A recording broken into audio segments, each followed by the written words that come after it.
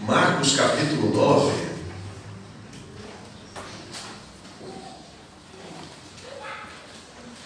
Marcos capítulo 9. A tropa de choque já saiu. Marcos capítulo 9.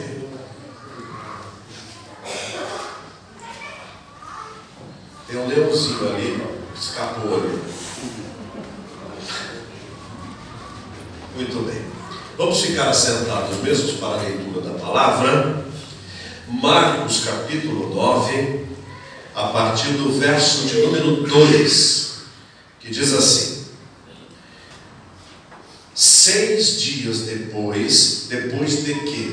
Depois de Jesus dizer no verso 1 assim: dizia-lhes ainda, em verdade vos afirmo, que dos que aqui se encontram, alguns há que de maneira nenhuma passarão pela morte, até que vejam ter chegado com poder o reino de Deus. Então, 6 dias depois disto que ele disse, tomou Jesus consigo a Pedro, Tiago e João, e levou-os sós à parte a um alto monte. Foi transfigurado diante deles. As suas vestes tornaram-se resplandecentes e sobremodo brancas, como nenhum lavandeiro na terra as poderia alvejar. E apareceu-lhes Elias com Moisés, e estavam falando com Jesus. Então Pedro, tomando a palavra, disse: Mestre, bom é estarmos aqui, e que façamos 3 tendas. Uma será tua, outra para Moisés, e outra para Elias. Pois não sabiam o que dizer, por estarem eles aterrados. A seguir veio uma nuvem que os envolveu, e dela uma voz dizia: Este é meu filho amado, a ele ouvi. E de relance, olhando ao redor, a ninguém mais viram com eles, senão Jesus. Deixa a sua Bíblia aberta. Dias atrás, Elaine, minha esposa, e eu assistimos um filme cristão, onde havia um prisioneiro, um homem decadente, um homem que chegou a roubar o boneco que representava Jesus no presépio do Natal, só para poder passar a noite na cadeia, porque senão ele iria passar a noite no relento. E era uma cidade muito pacata, a cadeia vazia, então ali valia para ele como um hotel, para poder passar a noite. E dentro do enredo do filme, aquele homem que estava decadente, estava triste, estava arruinado, recebeu lá uma palavra de conforto e um presentinho de Natal, porque ele era um corretor de imóveis, mas ele afundou de tal maneira que entrou na bebedeira, abandonou a família e aquela coisa toda. Mas depois daquela palavra de incentivo, de motivação para o coração dele, então ele ganhou aquela roupa de Natal, e dentro do filme haveria uma comemoração deste Natal na casa do xerife. E ele foi convidado para ir para a casa do xerife, mas que ele colocasse a roupinha nova que ele havia ganhado. Era um terno muito bonito e tal. E com aquela palavra que ele recebeu, ele foi lá no banheiro, se arrumou. Estava absolutamente irreconhecível. Aquele homem que estava ali prisioneiro, ali todo sujo e etc., agora alinhado, parecia um grande executivo, porque por dentro ele havia melhorado, e agora com essa roupinha por fora, ele havia encontrado uma dignidade de ser. Então aquilo transformou-o. E na verdade, meus irmãos, aquilo que nós somos dentro sai para fora. A Bíblia diz: o coração alegre aformoseia o rosto. Quando nós estamos bem por dentro, a parte de fora mostra esta beleza. A Bíblia diz que Jesus Cristo, o Filho de Deus, sempre existiu e gloriosamente, mas esvaziou-se de si próprio, reduziu-se à forma humana e, como homem, fez-se pobre por amor de cada um de nós. E naquela altura da sua vida e ministério, nenhuma beleza víamos para que dele fizéssemos algum caso. Ele era um homem absolutamente comum no meio da multidão, não fosse a sua palavra, o seu poder, o seu ensino e os seus milagres. Mas em termos de aparência física, ele era como qualquer um de nós. Nenhuma beleza o destacava para torná-lo um galã, para chamar a atenção das pessoas. Mas, num determinado momento de seu ministério, Jesus diz: a alguns de vocês, apontando para os 12, não passarão pela morte sem que veja chegado o reino de Deus. O que queria Jesus dizer com isso? Que haveria alguém que viveria até a volta do Senhor? Não. Porque esta mesma palavra foi dita pelo Senhor quando ele ressuscitou e disse para Pedro a respeito de João: se eu quiser que ele fique e viva até que eu volte, o que te importa? A ti, vem e segue-me. Na verdade, João explica no seu evangelho dizendo: Jesus não queria dizer que esse discípulo ia viver para sempre, mas se eu quiser, é da conta do Senhor, não era da conta de Pedro. O que era esta glória de Deus, ver a glória de Deus?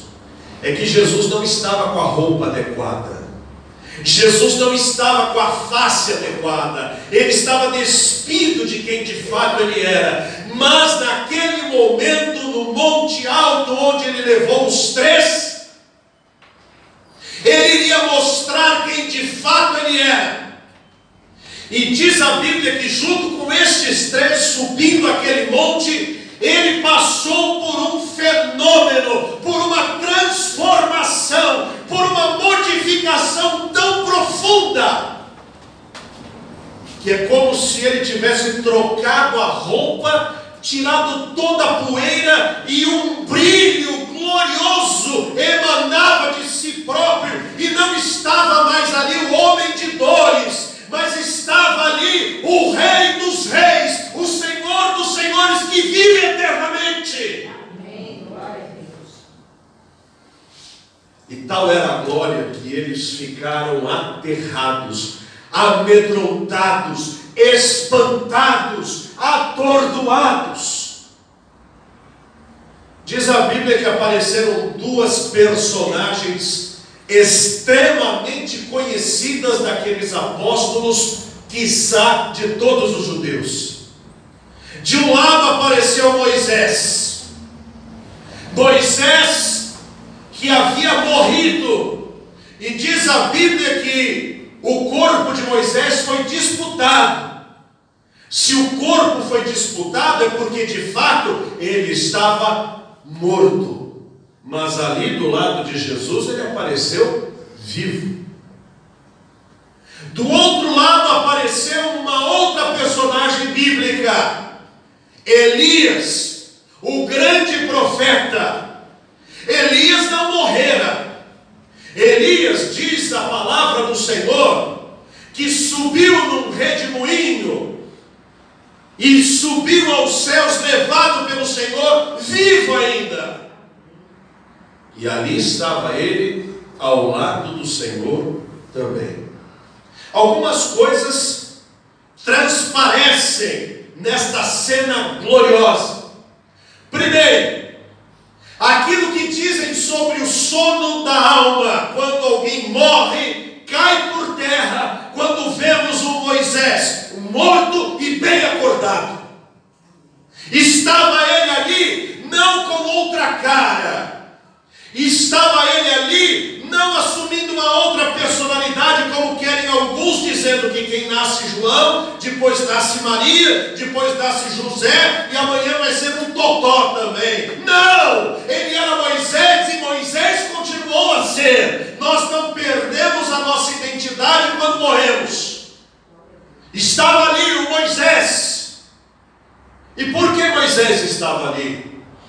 Porque Moisés representava a lei de Deus. E do outro lado estava Elias.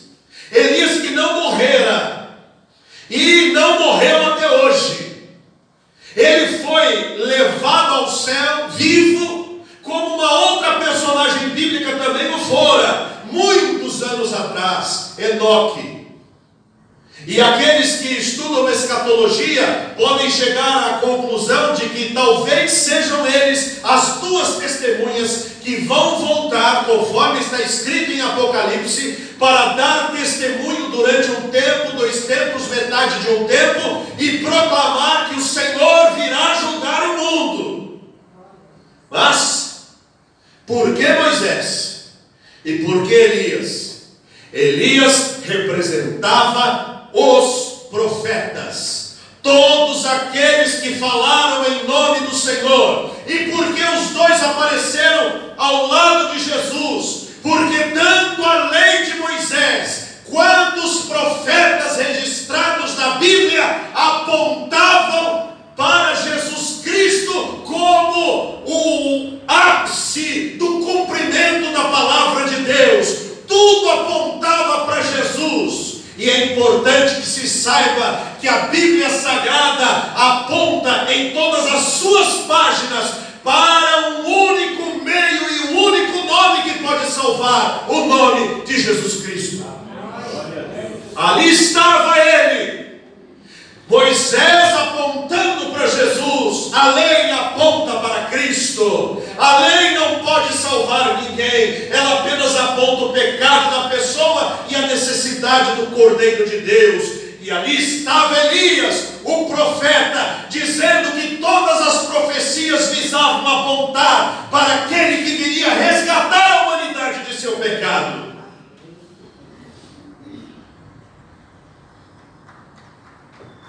O verdadeiro culto aponta para Jesus.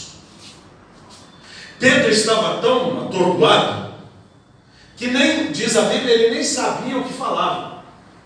Então ele quis ser prestativo. E ele disse para Jesus: mestre, como é bom estar aqui, né? Que coisa maravilhosa. Olha, de repente eu que tenho essa idade, estou vendo Moisés aqui. Quantas centenas de anos ele viveu antes, quanto milhares de anos ele viveu antes. Eu estou vendo Moisés aqui. O Elias, eu ouvi tanto falar, olha ele aqui. Senhor, fica tranquilo, vamos fazer uma tenda para vocês, vamos fazer uma barraca para vocês, uma para o Senhor, uma para Elias, uma para Moisés. Espera aí que eu já vou preparar. Coitado, ao invés de desfrutar aquela cena gloriosa, ele estava mais ou menos preocupado, como Marta, em servir, quando na verdade o melhor lugar era olhar, contemplar e ver um Jesus, não como servo sofredor, mas o Jesus glorioso, o Rei dos Reis, que vive e reina para sempre. Deus não deixou fazer barraca nenhuma. Não ia fazer ali uma cabana para Moisés, uma cabana para Elias, uma cabana para Jesus. Só havia espaço para alguém ali. E esse alguém não era a lei, e esse alguém não eram as profecias, esse alguém era só Jesus. Por isso Moisés aponta para Jesus, Elias aponta para Jesus, e eles ali explicam para o Senhor, dizendo que ele deveria passar por muitas coisas. Apontam para ele o que os seus textos diziam a respeito do seu glorioso ministério. Moisés disse no Velho Testamento: um dia Deus levantará um profeta semelhante a mim, a ele ouvi. E as profecias diziam: ele será chamado maravilhoso conselheiro, Pai da eternidade, príncipe da paz, Deus forte. E naquele momento glorioso, rejubiloso, veio uma nuvem e encobriu tudo. E a voz do Pai ecoou nos ouvidos dos apóstolos, quando eles escutaram claramente o Senhor dizendo: este é meu filho amado, a ele ouvi. Se há alguma coisa que o Pai tem prazer, é que nós ouçamos a voz do seu filho, é que nós acatemos a palavra do seu filho, é que nós acolhamos na nossa alma a mensagem do seu filho. E depois que aconteceu isso, diz a Bíblia que a nuvem sumiu, Moisés sumiu, Elias sumiu, e a ninguém mais viram senão o Senhor Jesus Cristo, que estava ali junto com eles. E o verdadeiro culto ao Senhor é aquele onde nós não olhamos para o ministro, não olhamos para o nome naquela igreja, não olhamos para o homem, mas que aponta Jesus Cristo. Alguém um dia, muito famoso, queria que um incrédulo também famoso fosse ouvir o Dr. Moody, que iria pregar num grande tabernáculo na Inglaterra, e disse: olha, você precisa ouvir esse homem, você precisa escutar a maneira com que esse homem fala, você precisa ver como este homem domina a palavra, você precisa ouvir a mensagem deste homem. E ele disse: então eu vou ouvir a mensagem deste homem. Você precisa conhecer como este homem é bom, como ele é poderoso, como esse homem é glorioso. Tá bom, eu vou lá ouvir. Acabou o culto, e aquele visitante, deslumbrado com tudo que viu, e aí o amigo disse: você viu esse homem? Disse: que homem? Eu falei para você ver o Moody, como ele é poderoso, como ele tem poder nas palavras. Eu não estou nem preocupado um milímetro com esse homem. Ué, então por que você está deslumbrado? Eu estou deslumbrado com o que ele falou de Jesus. Quando a mensagem é bíblica, nós nos deslumbramos não com quem está falando, mas nos deslumbramos com o Senhor Jesus que está sendo proclamado. E quando somos crentes verdadeiros, nós passamos para as pessoas não os nossos erros, defeitos e pecados, mas as pessoas olham para nós e precisam ver em nós o reflexo da própria face de Deus. Eu conheci um homem, Sebastião Emerick, que morreu aos 94 anos, aquele que aprendeu a ler na Bíblia e leu mais de 350 vezes as páginas das Escrituras Sagradas. Aquele homem, ele era alemão, branquinho, mas a face daquele homem brilhava como se fosse um anjo de Deus. De tal maneira andava ele junto de Jesus, de tal maneira ele caminhava com Cristo, de tal maneira ele era íntimo do Senhor. Assim como Moisés, quando descia da montanha onde falava com Deus, o seu rosto brilhava. E eu digo ao irmão, se Cristo reinar na sua vida, se o que ouve pregar da palavra for praticado no seu dia a dia, se você calejar os joelhos em oração e viver para a glória do Pai, as pessoas verão Jesus em você e ficarão deslumbradas, não com você, mas com o Jesus que mora no seu coração. Uma igreja que quer ser cristã de verdade, ela não pode enaltecer o seu povo, o seu pastor, o seu coral, os seus líderes, nem o seu próprio nome. É o nome de Jesus que tem que ser exaltado e enaltecido. O dia que vocês entrarem nessa igreja e verem a foto do pastor na porta, venham conhecer. Saibam, esta igreja caiu da graça. Mas o dia em que nem a foto do pastor for importante, mas a palavra de Deus for a importância cabal para a nossa vida, então esta igreja cumpriu o seu papel. Por isso, quando o verdadeiro evangelho é vivido, ele aponta para Jesus. E quando ele é bem vivido, a ninguém mais se vê, a não ser o Senhor Jesus na vida de quem o está proclamando. Deixa os seus filhos verem Jesus em você. Deixa os seus netos verem Jesus em você. Deixa os seus vizinhos verem Jesus em você. Deixa os seus empregados ou seus funcionários verem Jesus em você.